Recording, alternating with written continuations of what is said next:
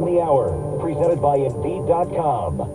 I'm Monica Ricks in New York. For the next hour, the House is hearing debate on whether to remove Kevin McCarthy as Speaker after a crucial vote not to table the issue in the chamber. CBS's Scott McFarlane explains.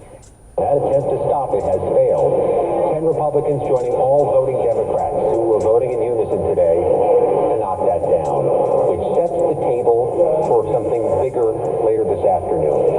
A motion to vacate, this motion to kick Kevin McCarthy out of the speakership. There's no indication the vote on that will change from this test vote. Florida's Matt Gaetz triggered all of this after McCarthy worked out a spending deal with Democrats this weekend to avoid a government shutdown. McCarthy, unfazed. If you throw a speaker out that has 99% of their conference, that kept government open and paid the troops, I think we're in a really bad place for how we're going to run Congress. A vote is expected later today.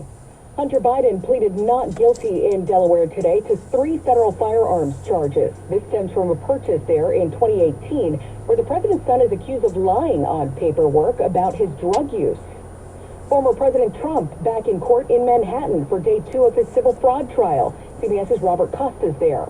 Trials take months. The judge said yesterday at the opening of the trial this could go all the way to December, and so it's very unlikely, according to Trump's advisors, he's going to be here another day, most days, if at all. But he wanted to have a presence, at least at the start. And knowing Trump, if there's a big witness coming, maybe it's former fixture Michael Cohen, maybe somebody else, he might show up.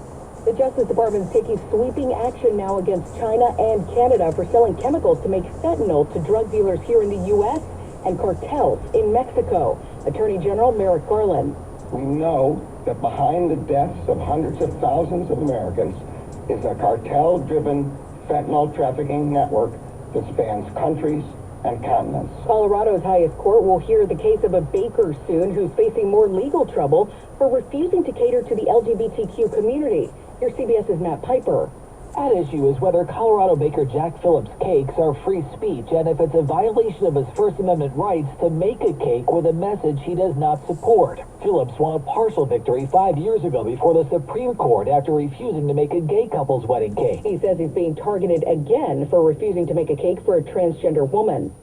More than 75,000 healthcare workers with Kaiser Permanente could walk off the job tomorrow. People are overworked. People are not able to give the patients what they deserve. Contract talks resume Friday. This is CBS News.